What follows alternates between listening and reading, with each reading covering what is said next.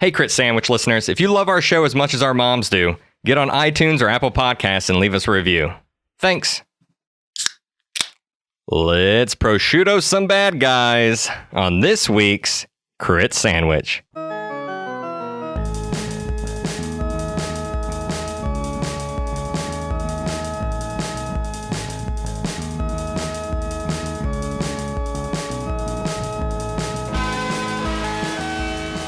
Welcome to Crit Sandwich, the world's tastiest D&D podcast. Crit Sandwich is 4 friends playing 5th edition D&D with random settings and plots. We use adult language, have inconsistent character voices, and screw up the rules. If this is your first time listening, check out earlier campaigns. You can start at any episode 0 or 1, and episode 0, which probably looks like a bonus episode to you on iTunes now. We roll on a chart to build the campaign. This is episode 4 of campaign 4. We are hired guns in the abyss, and the plot is Friday the 13th. Jason, quotes around Jason, has just dropped down on us. I am Casey Sears. I am playing Stewart, the Goliath Oath of the Crown Paladin. To my left is Matt Popich.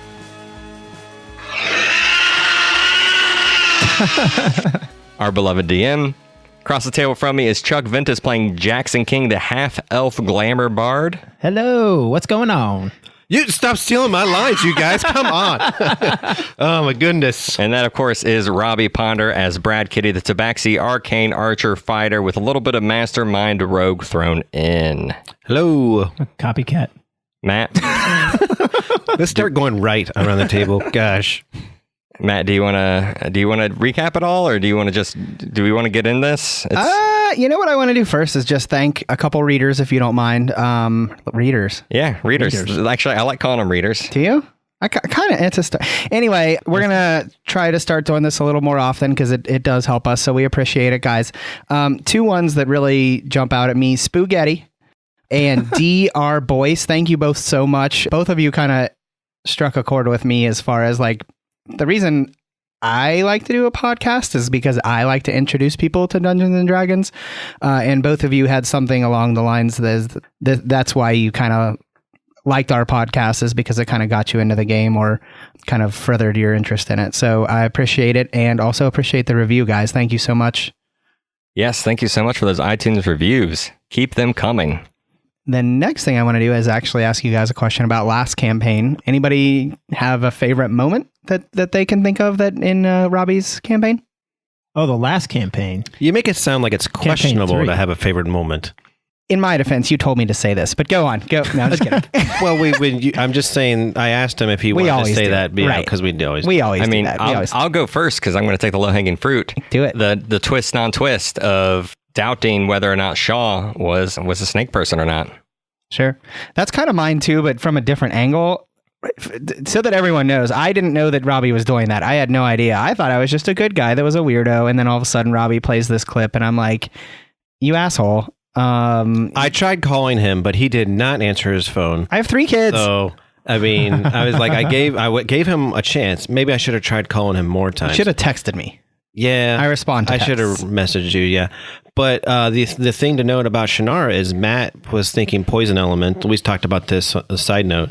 But when Matt was thinking about poison, correct, Matt? You were thinking more like as a poison elementalist would be more like snake. Yeah. Oh, yeah. No, they kind of just went together hand in hand to me in my mind. So, I don't know what came first, the chicken or the egg, as far as, like, did you take that and then make snake bad guys, or did you have snake bad guys and then kind of equate Shaw to it because he's a weird snake type of person? Oh, I knew there was going to be Yuan-Ti in that campaign because it's just the perfect bad guy for a hidden enemy. Yeah. And every time you started doing that, I'm just like, because I had clips here and there as I'm the one that edits the podcast, and I was just taking clip by clip, and I was having this evil grin each time he would say and dig himself deeper and deeper. I'm just like, oh, I'm going to use this. That's awesome. Oh, this is so beautiful. Yeah. And again, the whole time I had no idea, just because I was snaky in character.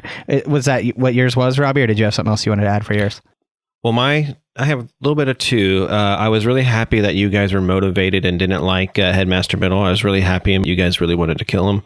And me, like Chuck was pounding on the glass trying to get to him and things like that. I was happy that you guys didn't like him. And definitely my second favorite is just a personal for me. That was my second time as a dungeon master. And I'm very happy with the way that campaign ran as my second time as a DM. I enjoyed stealing stuff from middle. Yeah, that was my favorite part. I thought you were going to say red panties. And the red panties moment. Yeah, that came out of left field. That was something. But then I had to roll for like the charmer in the next episode. What gives? No advantage or anything. She showed me her panties one episode. She and still then gave the you the next stuff. episode. I went in for or I don't know. No, first you tried to go in for the kiss. I don't want to go too off topic. I wanted that red part in there, so that's why you only kissed her on the cheek. You were drunk. I had a little bit planned. Sorry. You were drunk that episode, and then the next one he wasn't. Anyway, all right. Well, that was an excellent campaign. Nice job, Robbie. As far as this one goes, last campaign, you were tried to be a bit persuaded, or at least Stewart was, to bring back whatever the creature is to the southwest by a knight of some sort. Upon realizing that just being able to bluff his way past wasn't going to work, this thing wanted some sort of pact with Stewart. He chose not to partake, and instead combat ensued. You guys won despite a major beating for Brad Kitty. Our Stewart was able to dodge and weave his way out of a lot of hits, but Brad Kitty, man, I feel bad. Now, I mean, really, I was rolling 2s and 3s swinging at Casey, and then like 19s and 20s rolling against you. It was pretty unbelievable. So it was... Yeah, every time something swung at me, it hit me. Yeah, and you've got decent AC, I know. But so you guys were able to fight your way past that. You got a little healing in before all of a sudden a just earth-shattering explosion happened about 200 feet away from you. You turn back, and there is your Jason stomping toward you at this point, 200 feet away. And that's where we're going to kick it off. You guys are at the gate. So the palisade is currently barred. You've got a 40-foot, two-headed monster that you know is pretty murderous stomping toward you. What's the plan? Should we try and jump over this, like scale it to see what's on the other side before opening it? We're standing right in front of it. I'm going to open that gate. All right. I like the action. If there was too much talking here, it was going to be like, okay, it's 150 feet away. Well, it was either scale it to see what's in there and then open it, or they kind of know. Nope. Opening that gate. I'll pull the other side. This is the thing that ripped Atlas in half, and he was much more powerful than us. I can't remember. Robbie, did Brad Kitty do like one of his little power level scans on the Demogorgon, the Jason, I haven't had time to do that, but what I did do is I checked Atlas's power level, and Atlas was like extremely high, and he got ripped in half. Mm-hmm. So that's Atlas what we're was more assuming. Powerful than all three of us. Oh yeah. Yeah. So that's what we're assuming about this two-headed guy, because like we're assuming his power level is higher than Atlas because he ripped Atlas in two. So let's go ahead. So this is a huge, massive, thick bar that's across this gate. So if you're trying by yourself, go ahead and I need a strength check, but if someone wants to help me, I'll get advantage on that roll. How heavy is it? How heavy is it, Matt? No, 187 pounds. It's really heavy. I'm going to use my ring of telekinesis to lift it off. I can lift up to 1,000 pounds. Don't burn it. It doesn't cost. It's at will. I can do it whenever I want. Really? Because I thought my ring You don't have charges? had charges. It says it's at will, and I asked Matt. Yeah, if it's at something's will. at will, I can just do it whenever I want. I mean, without using a spell we're not slot. exclusive here. If we want to do a group strength check, I would find that acceptable. All right, well, I'll start grabbing it, and then it's very light because you're just sitting there with your ring, and I feel very strong, and I'm taking all the credit, but you're actually doing all the lifting. Yeah. So I need rolls from both of you. And I mean, this thing, again, it would take, we're talking like ogre level strength to actually, so like you would have to like put it on your shoulder and like try and push upward. I hate that Brad Kitty wants to help you a little bit. We're all doing it. Is what? We're all doing it. We're We're all doing it together? Yeah, I get advantage. It's huge. Yeah. It's a massive. Now, do we still have piece to of- make a roll if I can lift up to 1,000 pounds with my ring of telekinesis? Yes. That's how heavy it is. Oh, it's more than 1,000 pounds. That's what I'm saying. It's huge. Okay, I thought you were saying it was 100. No, that was a joke.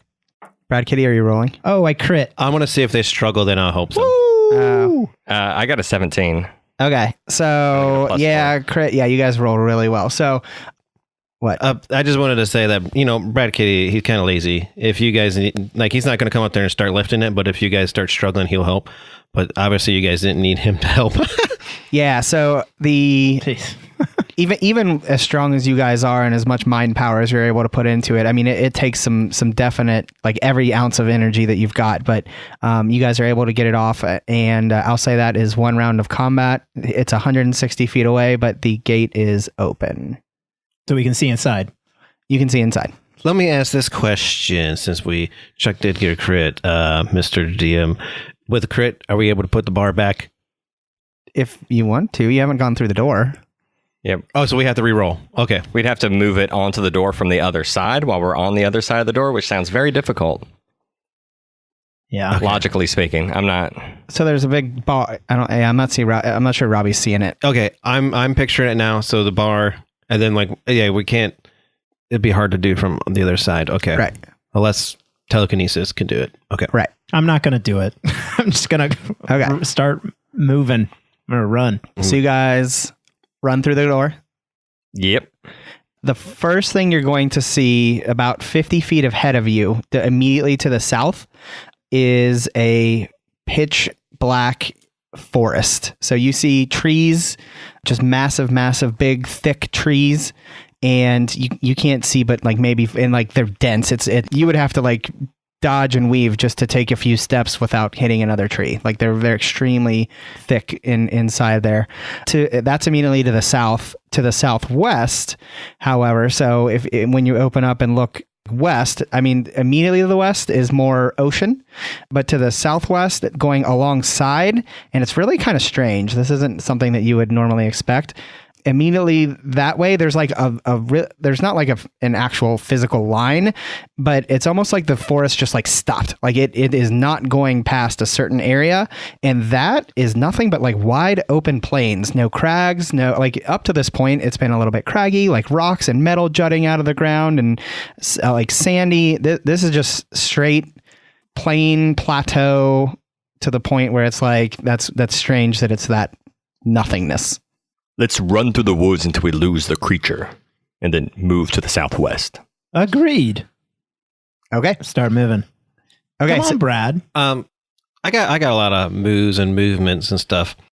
I can always do my bonus action to run, so I feel like I can still be with you guys, but I want to be able to con this guy. Okay. What all information do you get when you do it? If we're going to be in combat, though, I just want to know: do I have that 3 second? I know we're not in combat, but considering this kind of being in combat, I see what you're saying. But if I can do this as the 3 seconds, I think we said I could, as long as I use 6 it as an seconds. action. But as an action. 6 seconds. Yeah. Yeah. Now he cons red, deadly encounter. If it's the three of you, for sure, not much of a chance. I think in the thing, it actually says I can pick something to know about him. Let's check it out. What's the movement on this guy? Do we feel like he's gaining on us? Yes. Or even dashing? Even dashing. Really? Whoa. That's not good. Or wait, it's Jason. Should he be walking?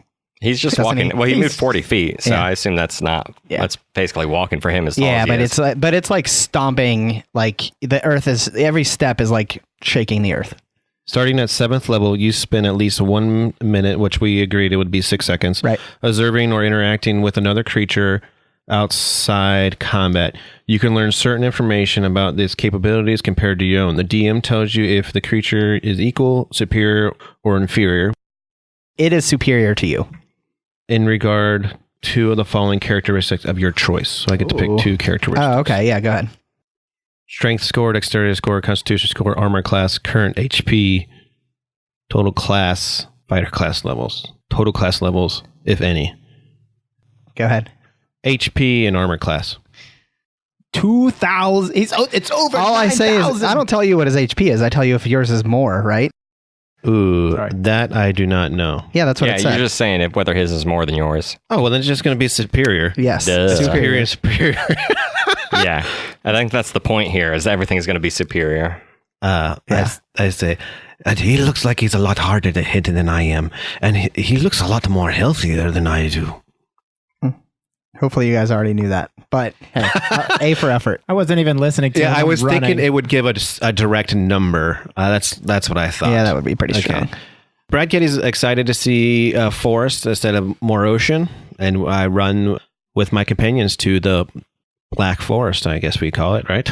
Yeah. How big is Jason, like height-wise? About 40 feet. 40 feet? Yeah. Right around there. Or I guess we shouldn't call him Jason, I guess. I mean, he's whatever. How big is this creature? The Atlas Slayer. Yeah, there you go. Okay, so you guys rush into the forest.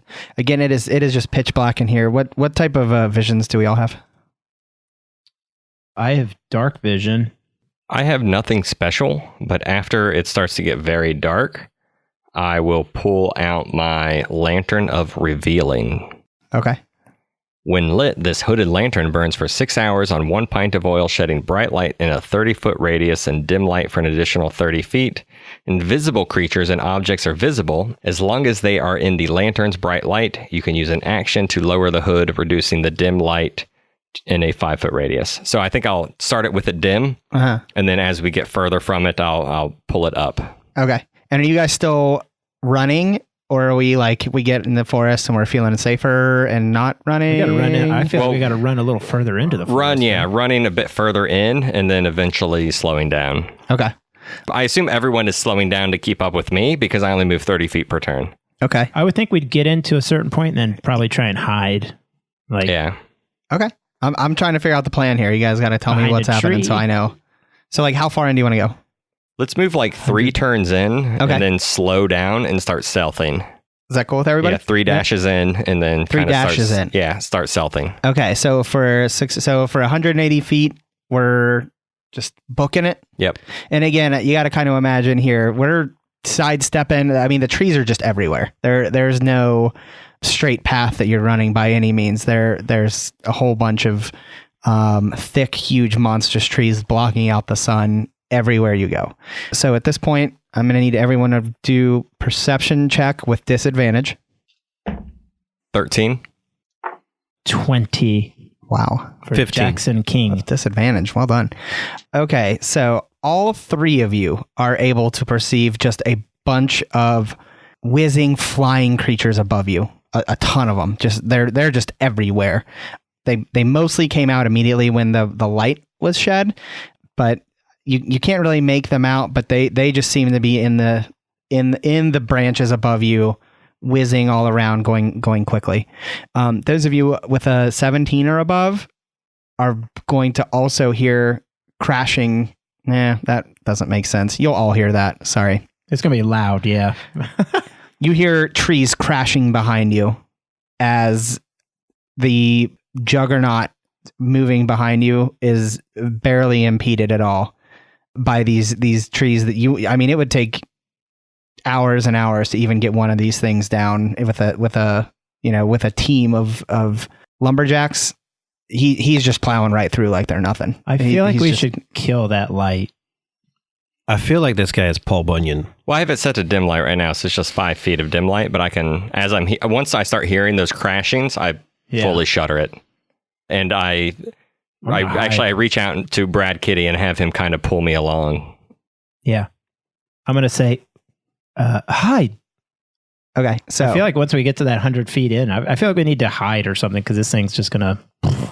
Yeah. We'll move positions after we turn the lamp off. We'll move a little bit further and then we'll hide. We'll keep moving. Well, we'll keep moving stealthily. I think we should probably veer off to the side as best we can so that we're not in that straight path. Because I feel like he's just going to keep running straight. The plan is to kind of stay on the southwest edge of the forest, so we're not fully deep into it. Yes. But that way, because we want to break southwest eventually into the field. Okay. Okay. So you're going to keep moving, or are you going to try and hide and then let him pass? I guess that's what I'm missing. Keep moving, but in a stealthful way. Yeah. Okay. And heading at this, so you've gone about 200 feet in at this point because 180. I'll let you do 3 dashes quickly. Do we want to keep going in at all, or now just head west? Brad Kitty will follow Jackson King as I drag Stewart behind me. We want to head in the direction of whatever direction we need to head in to get to that light being or whatever. I'm correct. So that would be straight west at this point. Yes. That would be straight west, but that would be out of the woods. Right. So I guess let's stealth, then hide, then Let's escape. stealth and hide and wait till we're in the clear, and then we'll start moving. We'll stay in the woods for extra cover. Yep. Okay.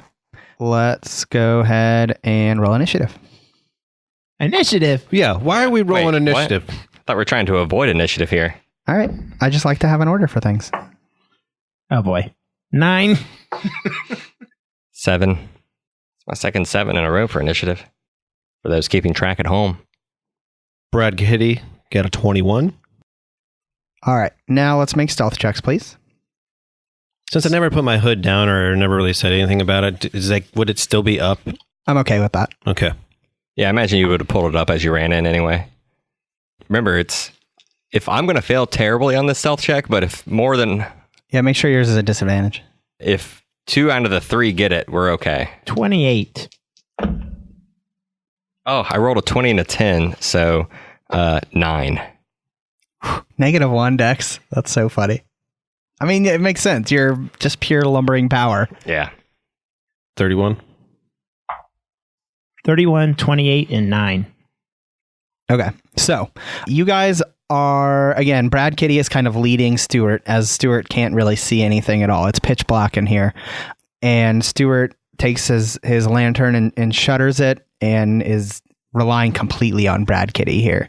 Brad Kitty, however, is an extremely deft and, being a cat, able to guide the both of them and to hide. Now, the shuttering above you seems to go quiet for a little bit, and then all at once, kind of like as crashing to the east of you happens, it kind of explodes and just goes nuts all over. And the crashing, you can hear like roaring happening all over. And at this point, I want to go ahead and see what you want to do. This cracking is the sound of the trees cracking. So you heard a bunch of trees cracking as you had like behind you. But it went off in a different direction. And then you heard a bunch of like screeching, kind of like a bat. It either sounds like it's upset or it's fighting something else, so let's stay put. With my 60 feet of dark vision, can I see those flying creatures that were up above us before? Can I see them with my dark vision, like heading in the direction of Jason?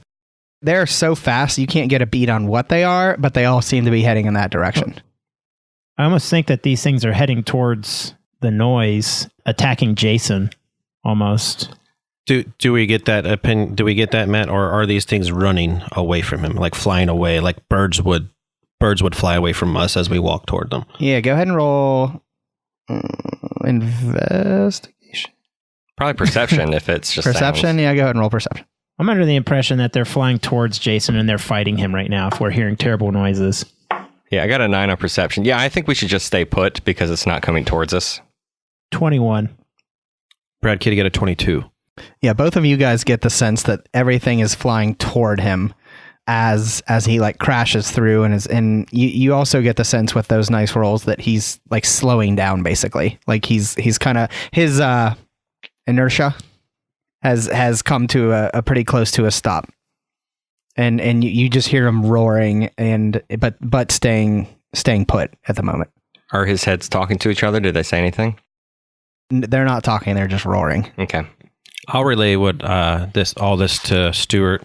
I will whisper to him as I guide him. I imagine Stewart grabbing Brad Kitty's wrist like this, just this massive hand taking up my entire forearm. And I will lead you to like a tree where there's like these 2 heavy roots, and I would tell you to stand in between of them, and I will whisper to you about these black flying creatures attacking this thing. And I'm pulling my cloak of displacement around me as much as possible to hide. So at this point, you're going to guess the roaring is about 100 feet east of you. You're also going to guess that about 100 feet to the west of you would be about where the plain area is. Although you've gone far enough in, 50 feet ahead of you, there's like a little bit of a grove type situation. Like it's surrounded by all trees and forest, but in that area is like really nice, fresh fauna and like a little stream, and it seems to be pretty nice there. So a little bit of an oasis. A little bit in the middle of this like black forest. Let's stay here until the big stompy monster goes away. Is he still heading in our direction? Right now, he's staying there. I imagine an oasis being lit up a little bit. What is lighting it up? Yeah, there's like, it's kind of like fireflies, like some sort of wispy situation going on, like floating balls of light are in that area. Is this in the same direction that Stewart got the sense of these celestial things? We're miles away. This is all, this is all further south. So this is all, the oasis-y area is further south toward the sword, what you know of as the sword. Hey, Stewart, do you see that up there? Do you see it? It's lit up a little bit. Shh. Wait. So the roaring, you don't hear like any like final stoppage or anything like that, like any like indication of what happened. All of a sudden it just stops.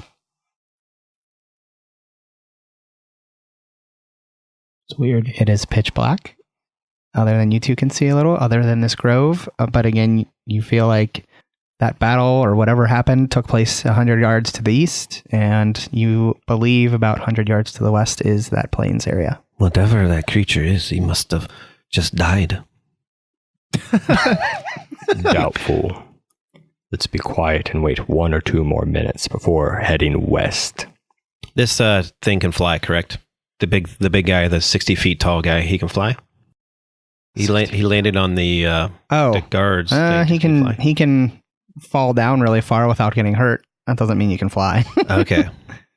Yeah, I think we wait there for like just 2 or 3 minutes. Okay. Until we're sure it's all clear, and then we start heading west. Okay. Stealthfully through the woods. Yep. Okay. One more set of stealth checks, please. Is this a disadvantage still, or just me? Just he will always. Anybody in heavy armor always has. You have advantage. 12. Oh yeah, it should be fine. I rolled an 18 plus 14. I have a 17 plus 15, so whatever you guys. Yeah. Wow. Mine. 30. So yeah, same thing. You guys are able to avoid stepping on any twigs or leaves, despite Stewart clunk clunk clunk clunk clunk, in his big heavy armor. Brad Kitties were able to guide him around anything that would produce any noise, and you guys get to the edge of the forest. You know that pretty much straight ahead, if you keep going across this big open plains area, you actually see, dead ahead of you across this plains area is a celestial being of some sort. We stay as low to the ground as possible. Right? It's like long grass, right? Stealthily through it? So just actually, completely exposed. So yeah, completely exposed. There is zero rocks, zero. It's the terrain is just straight soil, just normal blackish, not sand, but just soil. So we skipped over the oasis. I just want to be clear. Yeah, we did pass up that oasis. Man, it looked like a nice vacation spot, but yeah, could have been great. Don't trust oases in the abyss.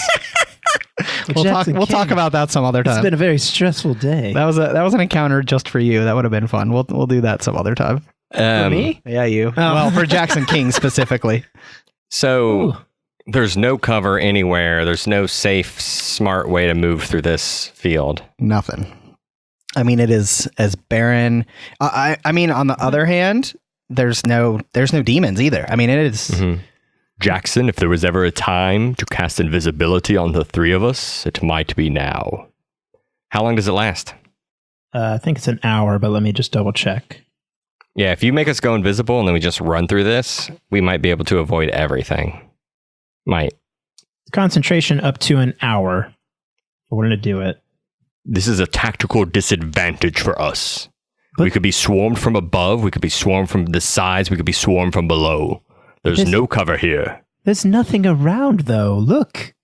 I feel like we could just walk right up to him. There was nothing around when that monster dropped from the sky. There was nothing around when those arms reached up from the ground and grabbed our Tabaxi friend. Who's your Tabaxi friend? That would be you, Brad Kitty. He called me his friend. Of course. All right. I'm a team player. We can do this. Do you find it unwise? Do you have a better plan? Well, I was just I was thinking we just walk right up, but you know, I'm fine to play the stealth game for a while. I can go across there first. Do we? Well, I mean, like, this is a being of pure light. We don't sense any evil from them. Is that correct? I'm talking about getting from here to there. Yeah, this big plane in front of us. This is definitely, I guess you could say, a dangerous area to cross. Yeah, this is a tactical liability.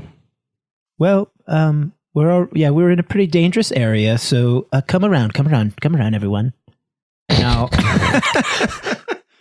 I'll bring everyone close, and Brad Kitty's ready to listen to you. I will cast invisibility on the group. It is a level 2 spell, but for each person, it will go up a level. So it's a 4th level spell. Okay. And then I think we dash. Okay. We dash across this field. We don't walk, we don't stop. We dash through the field, or the barren wasteland, really. Yeah. Pull out a little harmonica. Oh, no, I don't have that. I don't know what I got. I'll just pull out a little a pan flute, and I'll just do we'll all go invisible. Okay, so but we're holding on to one another so that we don't lose one another because we can't see each other, right? Can you see invisible things? Only if I have that lantern. Yeah. So we're all next to one another, and I say, well, let's stay together. Stewart, you lead the way. Start booking it. Can Stewart see? That's my thing. Can he see? Well, so outside of the forest, okay, it's the same. Like, there's a type of like black sun, but it's all mist and like clouded above you. So like it's visible. It's not pretty by any means, but it's visible if you don't have an eerie pale glow. Yes, poetic. Brad Kitty will whisper to Stewart, "Start. I'm a little scared." Don't be such a pussy. Let's go. So the first step you take, Stewart, is like the ground is not quite the consistency you would have thought it would be. Oh. It looks like dirt and everything, but it's almost got like, you can only feel so much through what I would imagine would be a big mailed boot, but it would kind of be like stepping on a person. I want to give you that opportunity before you actually just book it. Stepping on a person? Like flesh. Am I sinking into it? No. Yeah, a solid person, I guess. Maybe this is like a huge aura from this thing, and it's killing anything that's evil, you know? So this is all the skeletons and crap. I'm not saying change your plan. I'm saying I thought I'd give you the opportunity to do so once, because you would. So it feels like unstable ground. It feels stable, but it feels like it squished down a little more than you would expect. I keep going. I mean, I take one full move in there, you know, a good 30 feet in there, and I'm not sinking. It's not quick stand. Nope. I look down at the ground. I'm not seeing any shapes or anything weird. Nope. All right. I say this does not feel right to me. You're telling me this is messing up my footwear. We all go in? I think we continue on this weird unstable ground. It's not. Is it difficult terrain? Nope, not difficult terrain. Stewart's leading the way. We're all invisible. Do we say we're all holding hands going across there? If Stewart keeps going, then like I have my hand on Stewart. I would assume I'm same order that we did when we initially. Yeah, you guys would each have like a corner of my cape. And then Brad Kitty, I have my hand on Stewart's shoulder or on his body somewhere. I guess because he's so huge. A corner of my cape. Come on, let's be professionals here. Hold on to his cloak. What does Jackson King have for Brad Kitty? I have my scarf. Well, okay. Well, y'all can't see each other either. Yeah, but that's why we're holding on to each other. Okay. Before we casted that spell, I think we talked about it. Okay. Can someone do some sort of... is anyone good at nature? To try to figure out what kind of soil this might be, or... I'm +1 at nature. I have a +6 to nature, baby. I ask, I just say aloud, I just say aloud, like, cat. Does anyone have an idea what could be wrong with this earth below us? Brad, you're familiar with a lot of litter boxes. What's this dirt tell you? I need perception checks from all of everyone. us? Yeah. I crit. I rolled a 20. Boom! Do I need to roll? Man. 23. I'll roll anyways. So literally as you speak, like, so if you could look and see actually what Casey's looking at right now, if you could look and see like a decibel meter, like it going up and down as a voice talks, the ground is actually shaking that exact tone. I immediately put my hand in front of my nose and just like... No one can see you. We can't see you. Shit.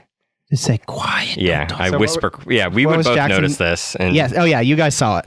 So I had a 16 plus 7. Okay, yeah, so we all noticed, and I think we're all just like, shh. Okay. Gas starts to seep up from the ground, and I need everyone to roll initiative. So do you mean this ground is like rippling? Yeah, it was like rippling. Water? Yep, exactly. And then gas is coming out of the ground. And then so after you talked while on it, then gas started to come out. 14. Okay. Critty, 25. 6 from Stewart. All right. This is actually a skill challenge, gentlemen. How's that sound? Sound like some fun? Sure. Yeah, why not? I love mobility skill challenges. All right. Here's what's going down. I'm going to read you 9 things that are about to happen. I'm going to give you 1 minute each, 1 minute total to pick out 3 each. Those are the skills that you're going to attempt to. You're going to have 9 different things that are happening over the skill challenge as you run across these wastelands. Because you're invisible, you might have advantage on some of these depending on what's going on. But the Abyss knows that you're there, and it knows it doesn't want you to cross this plane. So again, I'm going to read them. I'm going to give you 30 seconds to discuss strategy before I start reading them. So I don't know what you want to do. But then after that, we're just going to rattle them off, and we'll see what you roll, and hopefully you make it across. So this what we just rolled is this That's just your order. That's just your order. Okay. Anything you want to say like before? You're going first, Robbie. I mean, I'm, of course, I have athletics, and I have... let me pull up my character sheet here. Athletics, intimidation, perception, persuasion. So those all sound very relevant.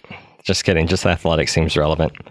For those unfamiliar with skill checks, what'll be happening here, they can use any of their spells, abilities, things like that to try and counter whatever is about to happen to them. And they have to, as a team, there's going to be 9 things. Each are going to take 3 of them.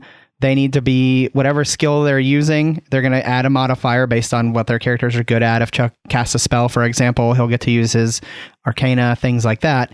They need to pass, there's 9 of them. I'm going to say they need to pass 5 of them. The roll to beat is going to be a 20. It's pretty high.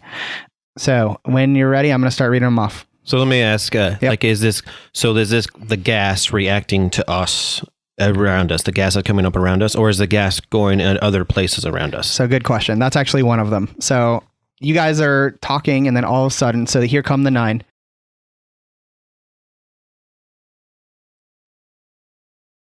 Clear yellowish gas begins to come up out of the ground around you. Vrox attack you from above. The ground beneath you begins to sink.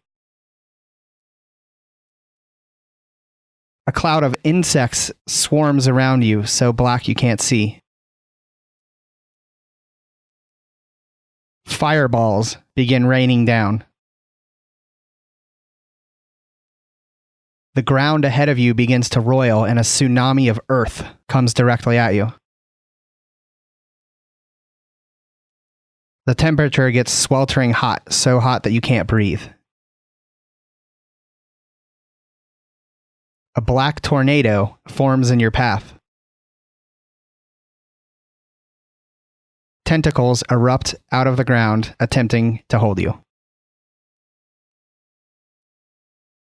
Technical question here. Can one thing I say apply to more than one thing?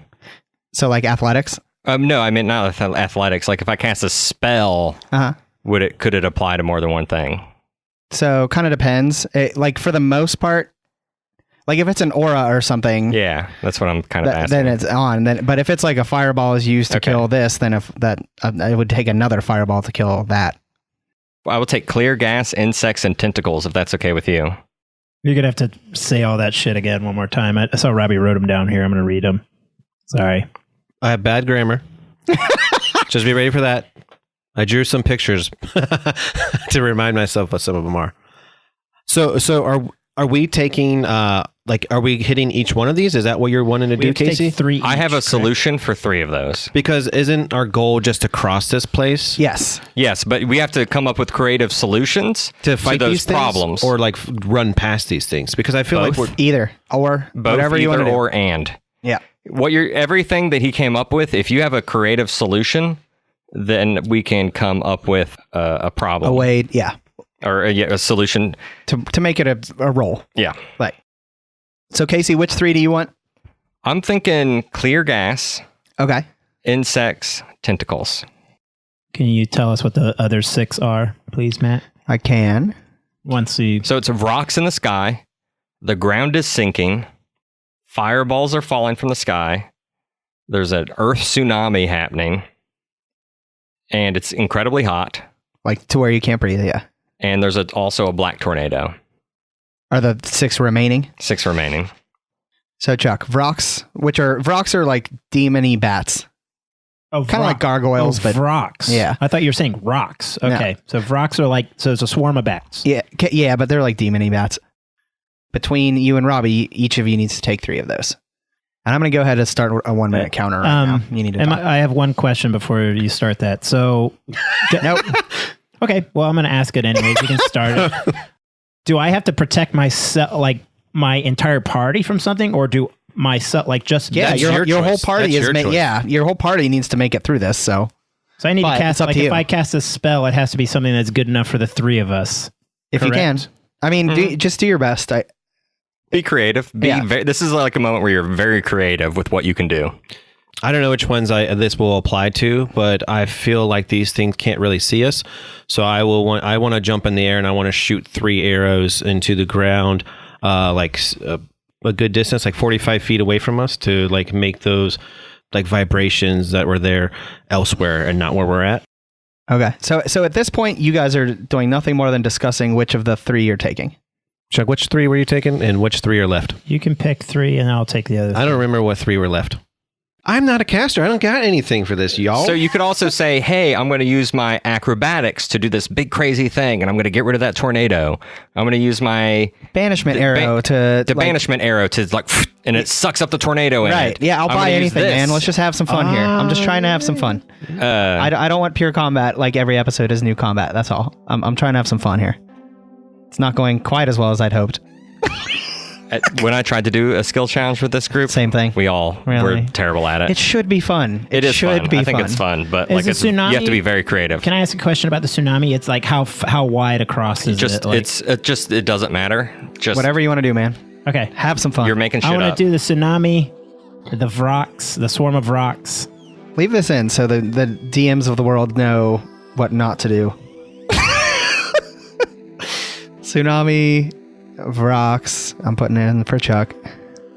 And You got fireballs, ground beneath you sinks like a sinkhole, sweltering hot, black tornado. I'm just kidding. You're going to be editing a lot of this, Robbie. I'll I'm do the sorry. black tornado. I learned my lesson. So which ones do I have?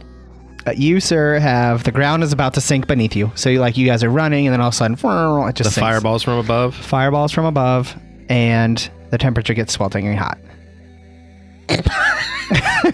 I just remember last time Casey had to do, we did a skill check when he was a DM, and there was a dent in a vehicle, and I went and I hit the dent just to try to unpop the dent. Yeah, you might be the weak link on these now that I crit missed on that one, and somebody else crit missed, and like we basically destroyed our vehicle. That's funny. All right, so hopefully everyone has what they want to do, and we're gonna go ahead and do top of the order. And that is going to be Brad, Kitty, Brad. So, all of a sudden, actually, I'm sorry. We started with the gas coming out because I felt like that was a good beginning. Sure. Yeah. Do we want to go in the order of the events, or do we want to go in initiative order? Yeah, I'm gonna take initiative out. We can forget that we did initiative. Okay. You've been traveling through this little strange area for a little bit. All of a sudden you talk. You notice that the ground seems to it didn't know you were there before this, but then it seems to recognize voices. And when it does so, gas starts to seep up out of the ground. You guys say, something along the lines of don't talk, but then run, and you start running, and what happens, Casey? All right, so the gas is coming up from the ground, and I grab my two compatriots basically by the backs of their armors, and I start dashing forward, and I see that we're all starting to turn green and change colors from the poison and everything that we're breathing. And I set you back down, and I use my cleansing touch as a paladin to remove the effects of the gas from them. So we're all cleansed from that first initial wave of the poison. Nice. So go ahead. So we're going to roll. I think it's just a straight. So roll with advantage for me, because I don't think there's a check on the cleanse. Like, you just straight cleanse, right? Yeah, you just straight cleanse. But Okay. I imagine it would be like a spell, like my charisma modifier plus my proficiency bonus. But Yeah. I don't know. Yeah, go ahead. 24. Oh yeah. So the check there was to see if your paladin-y abilities are able to outweigh whatever this horrible poisonous like killer gas is. And you feel you kind of close your eyes for a half second, grab, you're powering through with both of these two guys in your arms, and you close your eyes and just feel whatever this is just horribly evil, and that is your life, is rooting out and killing evil, and at any level, and man, it just evacuates their skin. They're starting to turn green, as are you, and it is just gone. Nice. And you have passed one. Next is going to be Vrox attacking from above. Chuck. Are the Vrox considered one being? If you want them grouped up enough for that, then yeah. So it's just like a huge swarm of them. Are they're monsters, right? Or what is a Vrock? It's Is a it demon. considered an ant? Oh, it's not a...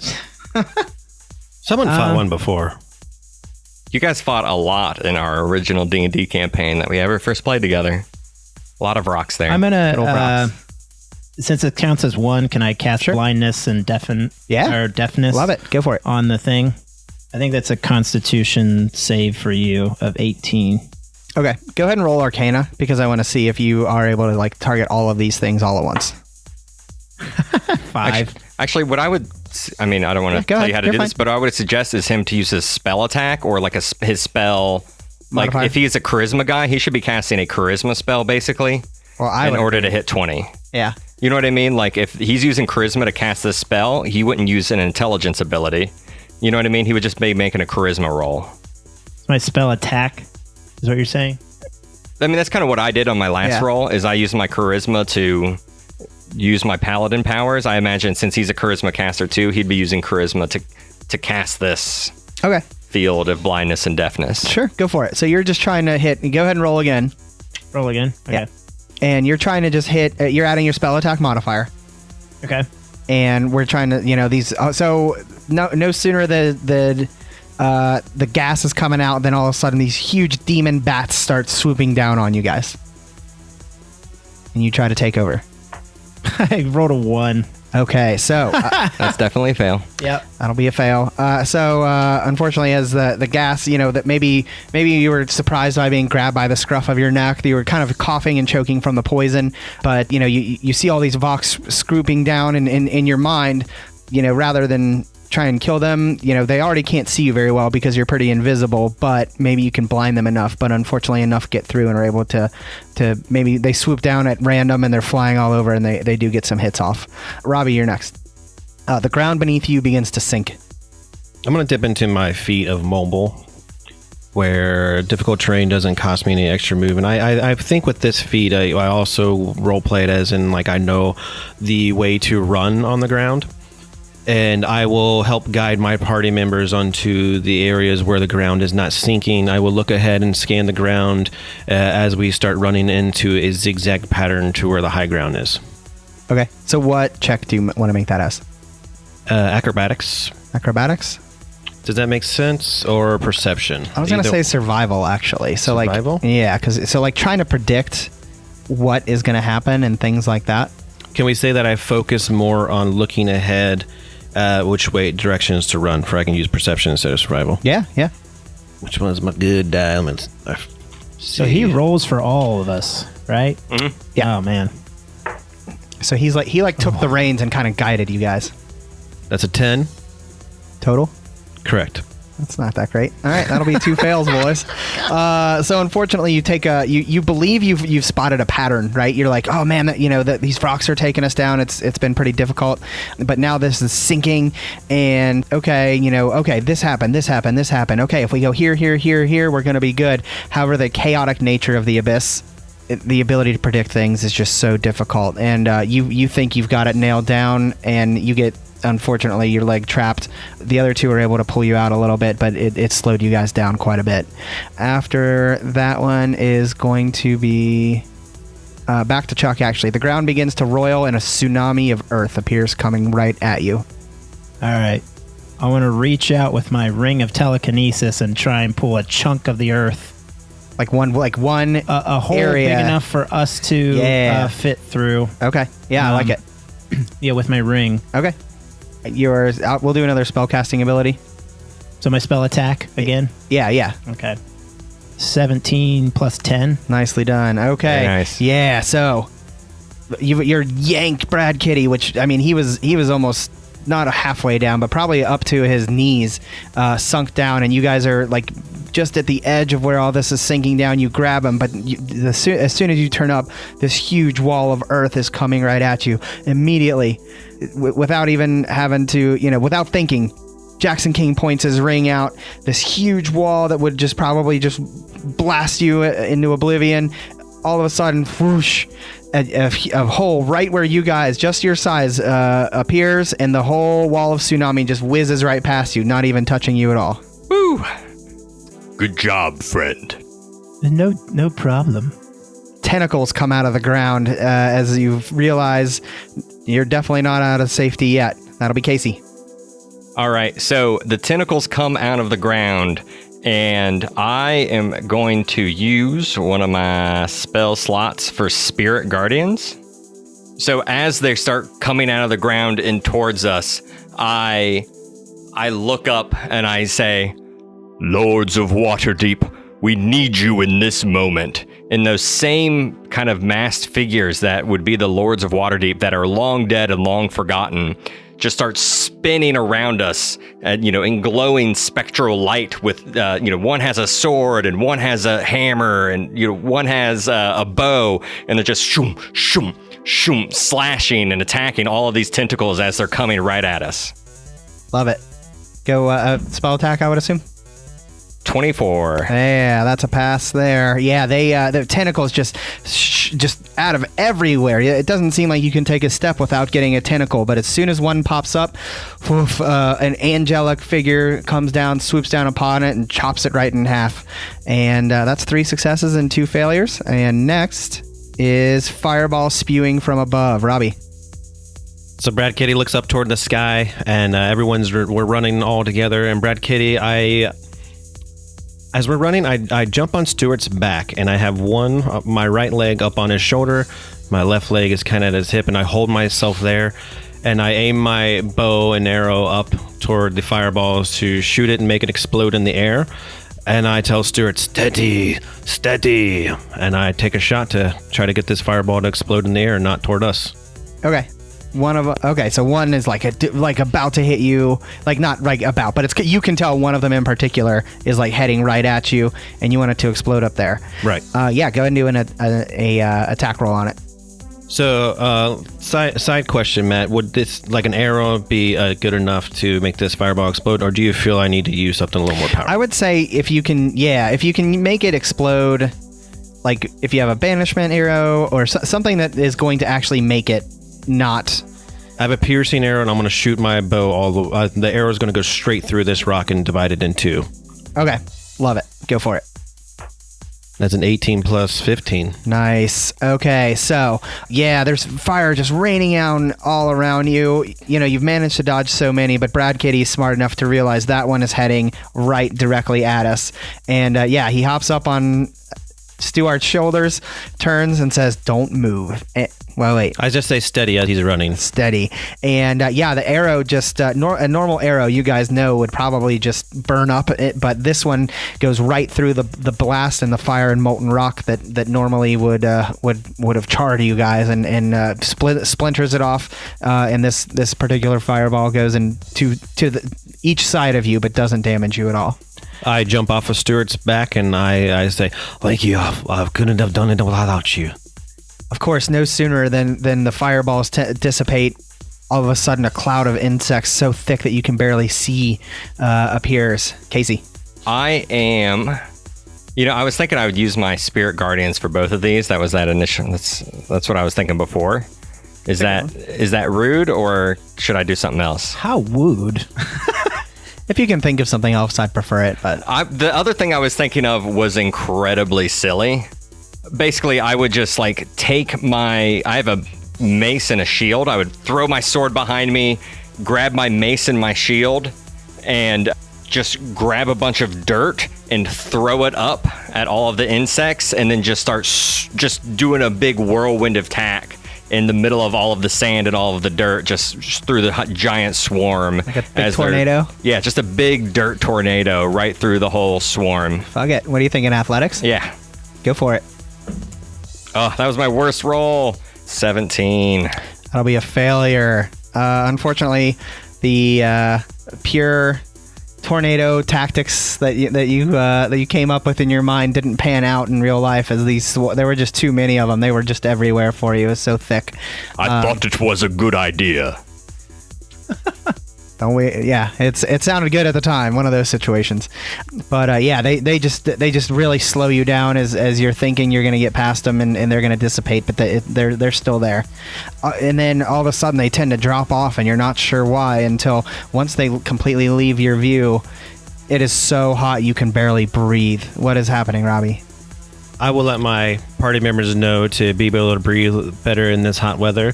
That what I used to do when I would sit in window sills, I would often at times wet a rag and then breathe through the wet rag. Are you making a survival check for us? Is that what that is? Or is that nature? Or is that... I'll say you have some water, so if you want to try and... Yeah, so use your...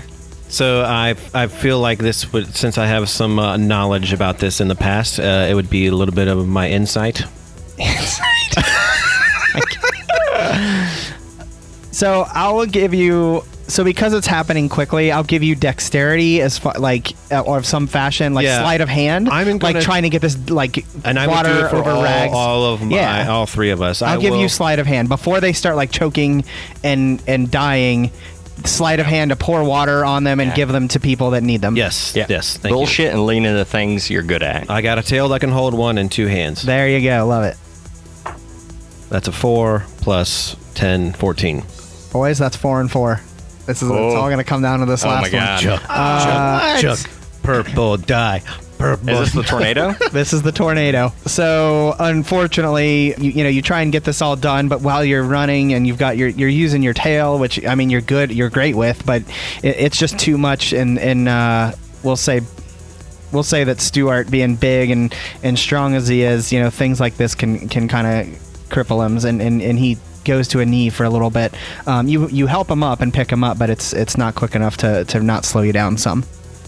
You're getting toward the end. You can see a huge crag, a huge mountain range where there's actually a big indent, like a huge, it's almost like something slammed into it and created a huge chasm going into the mountain, and you can see this, and you're excited. You're almost there, but then all of a sudden, between you and that chasm, we had this argument. I think it's either way. Yeah, a huge black tornado of swirling wind erupts. Chuck, what do you got for us? Well, can I make a tornado levitate? You can try whatever you want You to can do. make things levitate in front of the tornado, or you know what I mean. If you want something to be more logical. I want to do something different. I would say, my first thought was just to rip some earth up that's right underneath the tornado and lift it up over us. But I was trying to do something different other than my ring of telekinesis. Lift the earth under us so we can fly around it. Oh, you mean levitate the earth that the platform that we're standing on? I'd say you guys are less than 1,000 pounds. You're probably like 400, but Brad Kitty's probably only like 40-ish. Maybe not that little. 100. Yeah, I have it written down somewhere. How tall is a tornado? It's a tornado, probably 30, Like ground to the sky. I can only lift stuff up to 20 feet. Well, I mean, you could move us around it, but what's your highest skills? You kind of want to work backwards. Yeah, you want to pick a skill and then acrobatics, performance, and then persuasion. Talk to the tornado. No. I thought about it. Let's dance around the tornado. Exactly. Tell you what, show us some dance music. You can't see me. We're invisible. So yeah, you're right. You can help us dance, hold our arms and legs, and well, it would be like a Michael Jackson. Let's just get goofy with it. I'll run ahead of Stewart and I'll grab his, because Brad Kitty, are you still on his back? I jumped down, but I would imagine Stewart's still holding on to my arm. Sure. I'll swing around to the front of you and do like a tango and a twirl around to make you spin around, and I'll spin around in the opposite direction so that the tornado passes right between us. And the wind of the tornado makes a circle around. Yeah, I get it. I get what you're going for. I think you're going for acrobatics. Or acrobatics, whatever. So you're doing...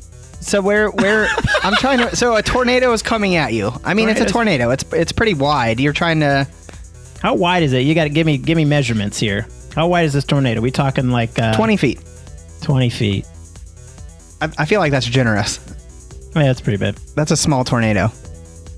But I mean, you also have to think a tornado has wind going, like strong winds are kind of farther than just the actual tornado. We can't like let the wind pick us up as we're with Jackson King and like swing around it. Do you have like a cape or something? Like you could just like... Oh, I'll just let the...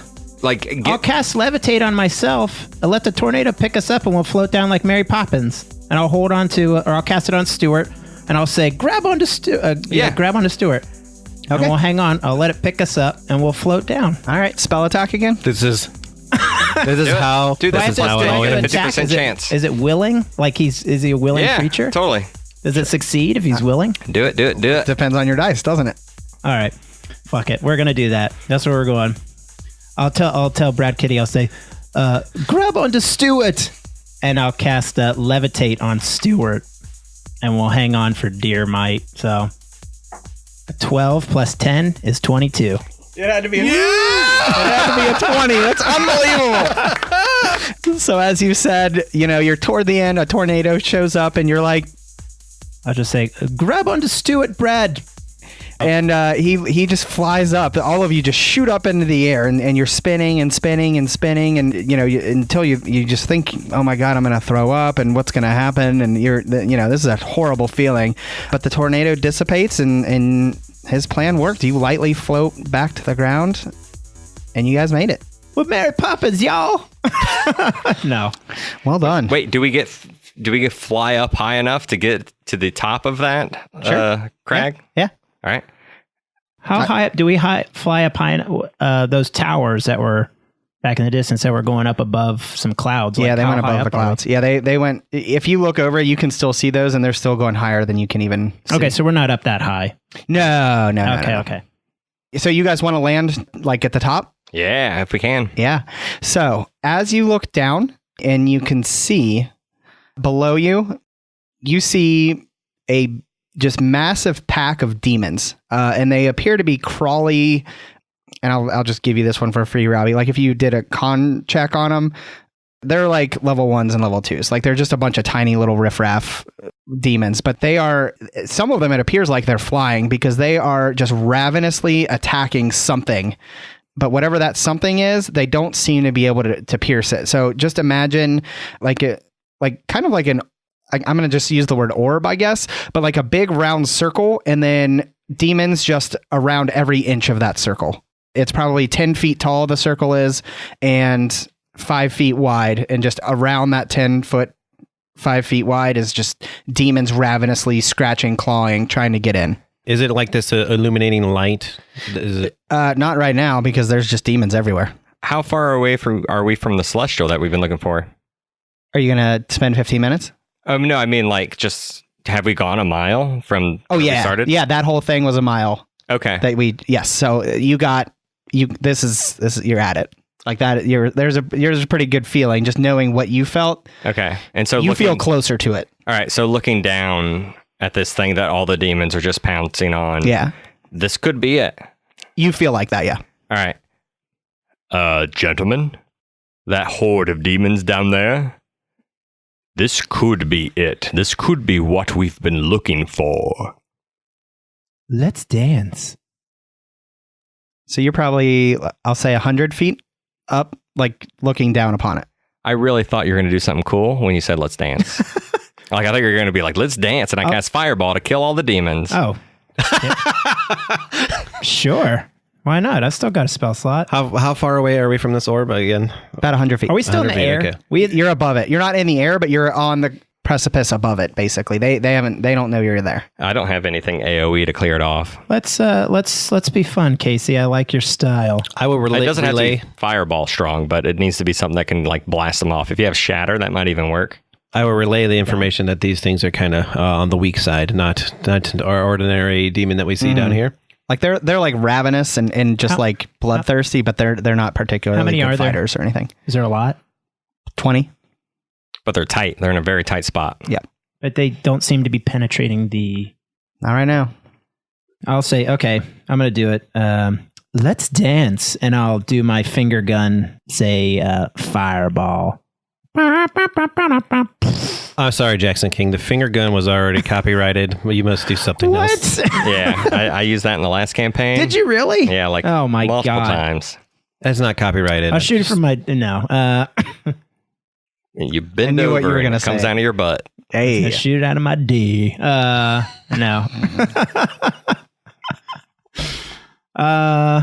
No, you can still use finger guns. It's all right. I'll use the finger. No, actually, I've got a little horn. I'll pull out my horn and just kind of like shoot it like a little blow dart. The fireball comes right out the horn. Okay. So you say... Fireball. I thought you said let's dance. Oh, I say He said, let's dance. Then he said Fireball. Let's dance. And then I cast the fireball. All right. So it comes out of your horn. What's this horn look like? Is it like a turn, like in one of my those horns that pants. turn? It's in Is your it like pants. a Serves to the- Kirby no. horn? No, I pull out a horn. It's like a little, it's a straight like, Like a little bit of Bugle. trumpet? it's Thing? like a... Like a bugle. Like yeah. Like Willy Wonka? No, the Dr. Seuss's, like those things, those horns? just like a straight Yeah, straight. horn with no like Okay. valves or anything. It's like a trumpet, kind of. You know? Okay. It's like a little horn. Where do you store all these instruments? Gosh. They're just around me. Magic. Magic. We're in a magical world. So out of the Let's Dance trumpet, the huge roiling ball of flame erupts, and you guys watch as demon body parts go all over the place. This leaves a just charred, blackened area. Where there were once a bunch of demons surrounding this orb, there is now a white, very beautiful light that is a big, what you know of as a globe of invulnerability, which is like a very high level spell that basically makes you, while you're in there, you can't be touched. I slide down the hill towards it. Brad Kitty follows. I follow suit as well. So you guys approach this big orb, and I'd imagine Stewart leading the charge here. Yes. And as you guys get close enough, you can see inside a massive, strong, sitting crisscross applesauce, kind of, concentrating on his spell figure, just built like a bull. And he opens his eyes as he kind of can feel the moment that there is no more demons attacking him right now. And he looks outside of the globe and sees you, and he stands up. It's then that you see two wings sprout from behind him. He himself is probably 10 feet tall with the wings that now, as the globe drops, you can see they go outside the globe. And so they go, full spread eagle all the way out another 10 feet above. And he looks at you, Stewart, as you're first, and he says, "About fucking time there, isn't it?"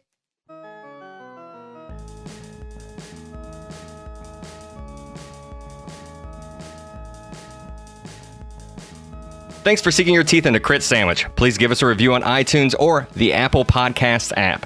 Please follow us on Twitter, Facebook, or email us at critsandwichpodcast@gmail.com.